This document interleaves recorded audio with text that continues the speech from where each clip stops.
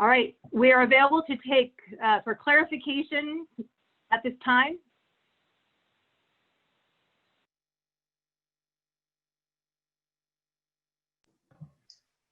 This Yes. is Stephanie. I just want to make sure that we circle back on some of the questions in the chat. And I can see one coming in right now from Jen Peterson, but I didn't know, Leldon, if there's anything you wanted to recap that we didn't get to, or whether we've addressed that in the chat.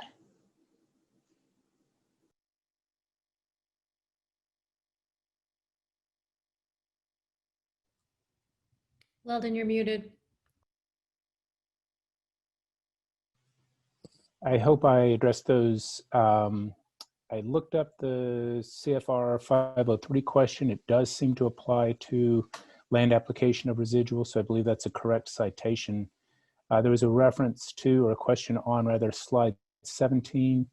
And so Kathy has offered the explanation that standards for type 1 residuals are more stringent, which allows their use to be regulated less stringently. So that that review is done, up front, so that they can be used without further approval. Then we have a question on slide 20. And Jennifer, you can correct me if I'm wrong about this, but the question is, if we're doing a review of a site-specific location for the land application of a type 2 residual, would we look at both private and public water supplies? And my understanding is that yes, we would look at both private and public water supplies in considering whether land application was appropriate at that site. Okay. And then, Jennifer, the question may be for you. Jennifer Peterson asks, is the data that we are collecting currently being posted to the EEA data portal? The information from MassDEP, I didn't see the chat. So did the Massachusetts information, is that the question? Yes, and so I think I can answer this one. So Jen Peterson's question is the data we're currently collecting being posted to the EEA data portal? We've had to devise a method for sort of receiving and, housing and managing those data.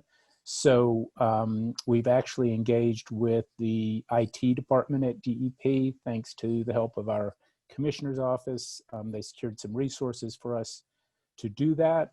And that ability to house and manage those data is currently under construction. So the answer to the question is no, it's not currently being posted to EEA data portal, but I would expect that would be done at some point in the future after the construction of our application that will allow us to manage those data. And then we have another question. Is there a list available online of the 5 analytical laboratories that have been approved for analyses of PFAS in residuals? And I believe that they have each had SOPs approved and posted online, but I don't know if we've generated a list. Is that right? I've been individually sharing the list of laboratories, and I can share that information as the group needs, but I've been sharing that electronically. Okay. And then we have a question, will DEP perform field inspections of certified land application sites? Jennifer, you coordinate most closely with the regional offices where those applications are approved. Do you know if they conduct on-sites before they issue any approvals? They perform on an as-needed basis, especially if they have questions of groundwater. They may perform a deep hole test in order to determine the seasonally high groundwater.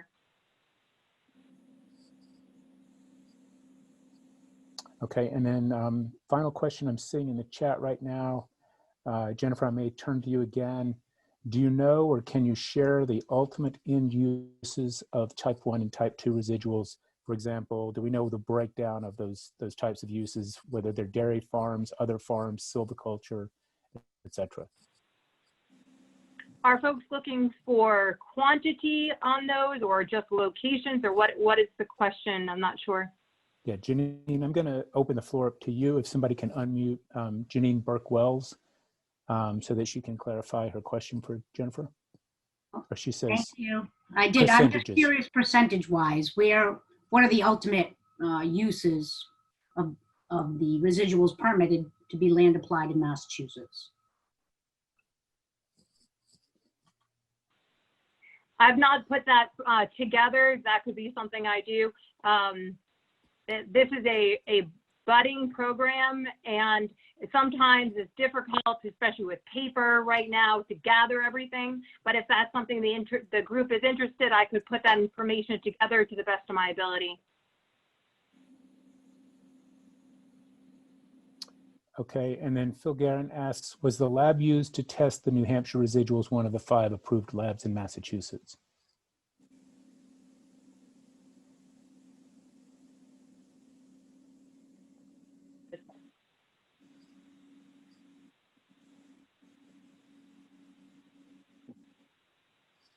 Jennifer, we can't hear you if you're.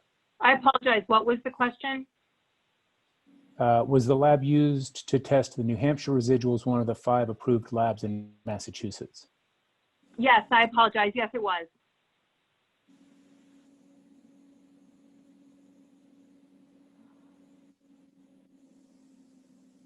Okay.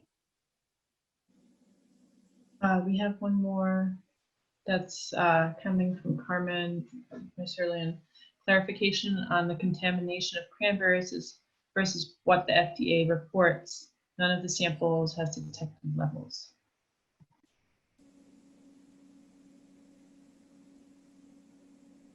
Kathy, Stephanie, can I turn to you on this question? Because I think I've heard you mentioned some of the cranberry studies that we had seen, but I've not personally seen that. Yeah, or maybe I can take that. Okay. So there were MassDEP has been working over the last few years, last few growing seasons, on looking at PFAS concentrations in cranberries where the bog has been affected by a groundwater plume that's part of a larger site. So the question of how much the cranberries may be taking up, and then what would allowable levels, and all the questions that follow from that if concentrations were found. Over the past several years, we have not found, well, we have seen PFAS in the water coming into the bog up from the groundwater. The levels where the cranberries have been sampled, the levels seen in the cranberries are non-detect. So that it's a very small sample size. It's a very specific situation with particular groundwater, in particular affected bog. So it might not be something that can be generalized kind of in a broader sense, but those were the results that we had on that particular situation.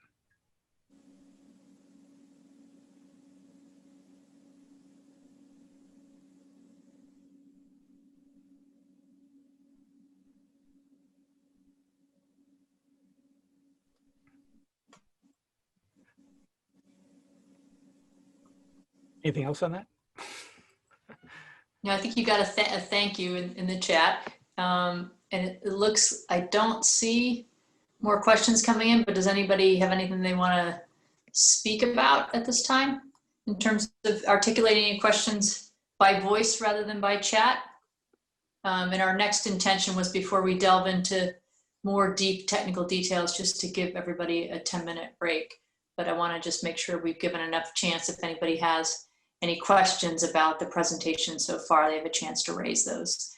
We think that we've cleared out and answered all the questions that have come up, but we just want to take a minute to make sure. This is David Naparstik. Do you anticipate any kind of PFAS issue with residential septic haulers coming so many different sources? This is Stephanie. I don't know if any of my colleagues want to comment on that, but I would just note, there's the ubiquity of PFAS can certainly include septage. But I don't know if anybody else wants to comment on that in greater detail or depth. We're certainly aware of that, is I guess what I would say. Right. We're aware of that as a potential source. I don't have data myself that indicates, presence of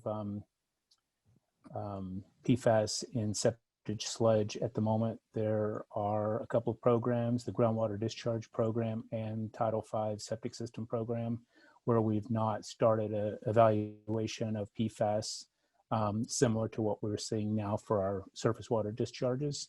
So, there is more work to be done on some other potential sources. There may be some of the facilities that process sewage sludge, which may have asked those folks that bring sludge to their facility to, to have tested, or they may perform tests before they accept it. So, but we don't have that information at the current time. Thank you. I have a question if it's possible. My name is Carmen Misterlin, again from Harvard Chan School of Public Health, also representing the STEEP Superfund program at URI in Harvard. One of the areas of concern that I've had recently pertains to the fact that beverage industries use water, not residential, commercial water, to make and produce beverages, for example, beer, drinks, iced teas, sodas. Has there been any investigation into the fact that that they're sourcing water from potentially contaminated places that then they may be using for beverage manufacturing, and perhaps we haven't sort of identified another source through contaminated beverages that use water?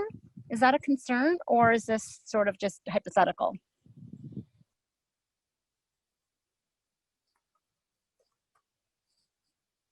I'm done speaking. That was my question. Can someone comment on that? If it's even a concern. I mean, I guess the thought is that if we're using water for things beyond just drinking, but to make beverages, and if companies, even small local breweries, people that are even making beer and alcohol, locally sourced, locally manufactured within Massachusetts, to make beverages. I use beer, potentially other ones like companies that makes local sodas, local iced teas. And have we considered that as a potential? Because they're using, first of all, they're let's just say like a soda, like a blueberry soda that might be manufactured in Massachusetts. They use local blueberries. The blueberries are, there's land use of the water for the making of the blueberries, and then they're actually using water to produce the beverage. Has anybody ever looked into any of this type of potential contamination and source of exposure to unknown sources of exposure to PFAS within manufactured beverages? And is this a concern? So I besides can take dairy, a stab besides at that. dairy and cranberries and other things, have we looked at? Has anybody looked into this? Yeah, I can take a stab at that, Carmen. Thank you for raising that important issue.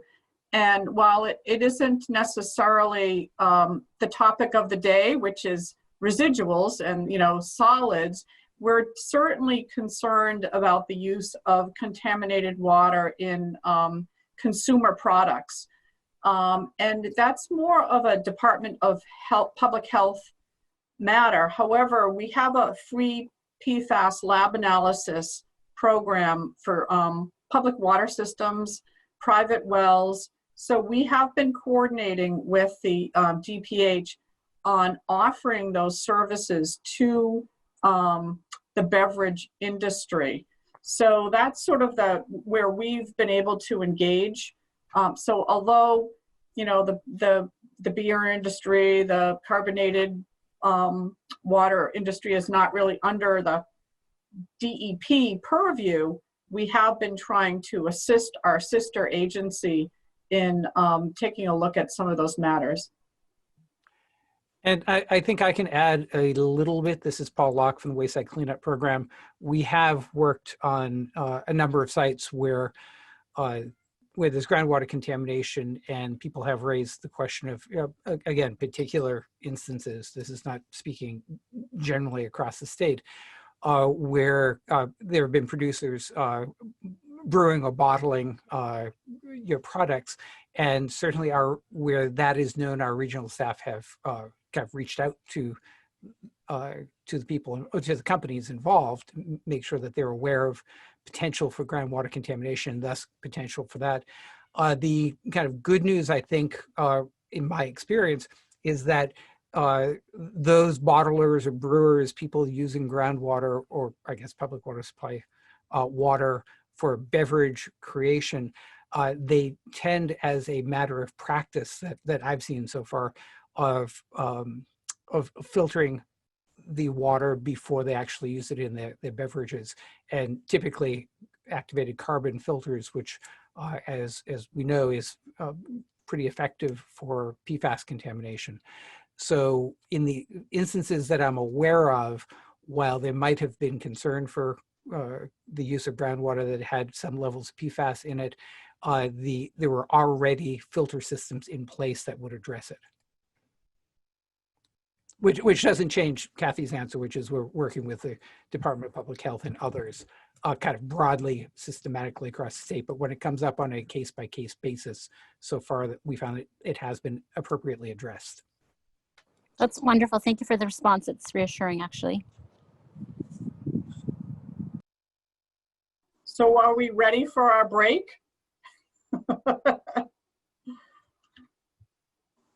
I think so. I think I don't see anything else coming up in the chat. I don't hear any voices or any boxes popping to the forefront. So our intention here is just to give people a screen break before we come back and delve into some more technical information, starting with Mark Smith. And so I have 2:28, which is not a very neat time for calculating a 10-minute break. But if we say, 2:38 or by 2:40, we will start again. How about that? So you can feel free to, just stay logged in and turn off your camera. Feel free to walk around or use your break however you'd like to, and then we'll resume by 2:40. Thanks, everybody. See you in 10 minutes.